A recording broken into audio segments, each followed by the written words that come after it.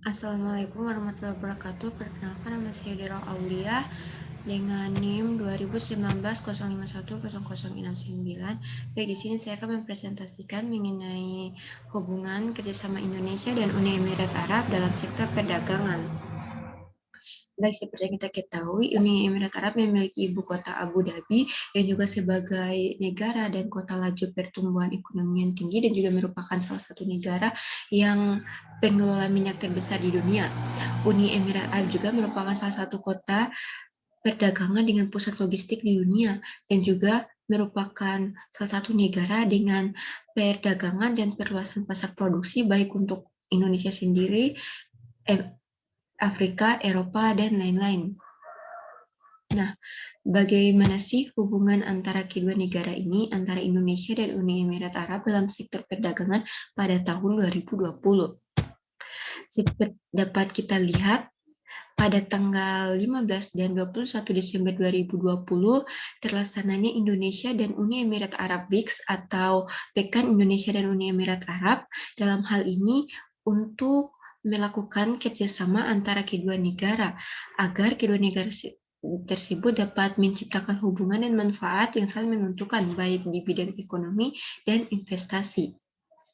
Nah, isi perjanjiannya tersebut antara lain yaitu adanya penandatanganan cabang FIRS Abu Dhabi, penandatanganan nota kesepakatan, terus juga ada penandatanganan kontrak pelaksanaan pilot tes Emirat dengan PT Al Inalum, dan juga terdapatnya kontrak perjanjian sewa lahan balista lambang antara Balitbank, Kementerian Pertanian Republik Indonesia dengan Elite Agro Group, penandatanganan Joint Venture Development Agreement, dan juga peresmian kerjasama Lulu Hypermart Indonesia dengan UMKM Indonesia. Nah, dalam hal ini saya melihat menggunakan dua model analisis, yaitu yang pertama dengan menggunakan model analisis CGA Perdagangan Global Trade Analysis Project.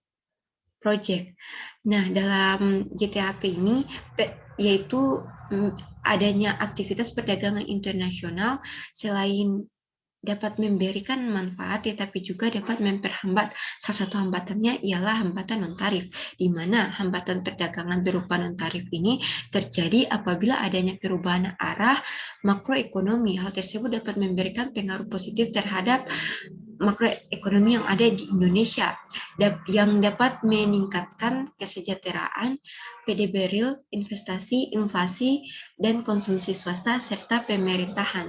Dan yang kedua, yaitu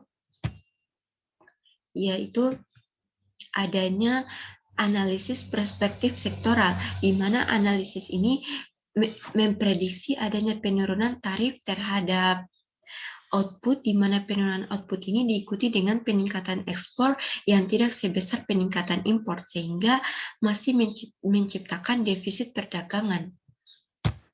Dan kerangka berpikir yang saya gunakan yaitu Kaumiyah dan Ummah, di mana Kaumiyah ini yaitu kesetiaan terhadap sesama suku yang biasa disebut dengan Pan-Arabisme, Liga Arab, dan Ummah sendiri yaitu kesetiaan terhadap sesama pemeluk agama yang biasa disebut dengan Pan-Islamisme.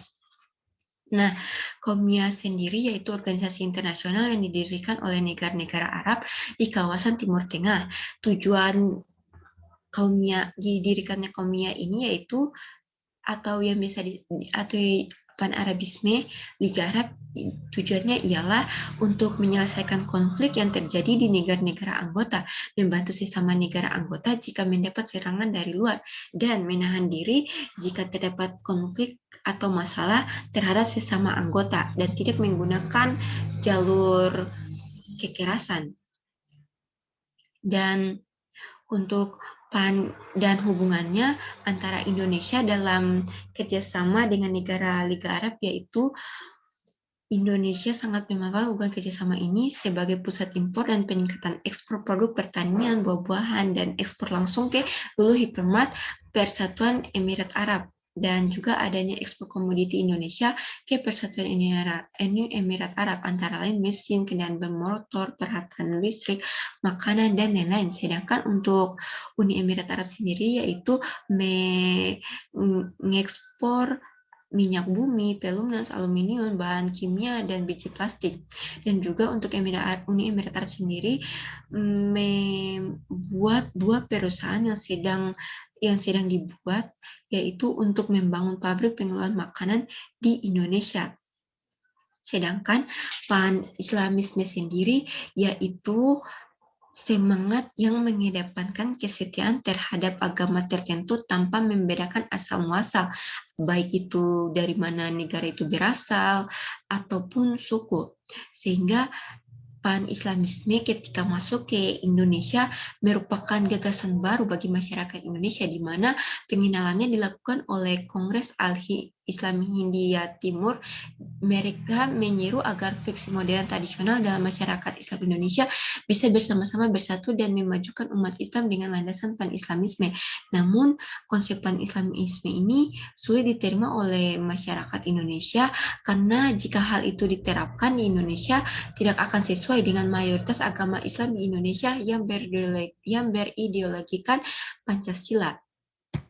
Nah, kesimpulannya yaitu hubungan antara kedua negara tersebut sangat baik, sangat dimanfaatkan oleh antara kedua belah pihak ini, baik dari Indonesia sendiri, yaitu di mana Indonesia memanfaatkan pusat impor dan ekspor langsung ke Persatuan Emirat Arab di Indonesia, di Persatuan Uni Emirat Arab, dan sedangkan Uni Emirat Arab sendiri membuat investasi dengan membangun pabrik dan mengadakan hubungan kerjasama dengan bank-bank di Indonesia. Sekian presentasi dari saya. Mohon maaf apabila ada salah kata. Wassalamualaikum warahmatullahi wabarakatuh.